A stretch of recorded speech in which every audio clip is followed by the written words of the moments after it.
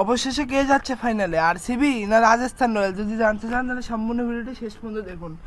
RCB এই আসরে প্রথম দিকে অনেক খারাপ খেলেছে, 8টে ম্যাচ খেলে কেবলই একটা জিতেছে। আর রাজস্থান প্রথম সব কয়টি ম্যাচে জিতেছিল, কিন্তু শেষের দিকে 2-1টি ম্যাচ হেরে ওরা ব্যাকফুটে চলে গিয়েছিল।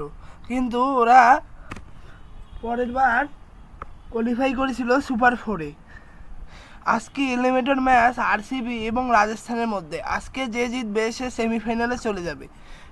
রাজস্থানও শুরু থেকেই অনেক ভালো এবং আরসিবি অনেক খারাপ খেলার পরে টানা 6টি ম্যাচ জিতেছিল আরসিবি।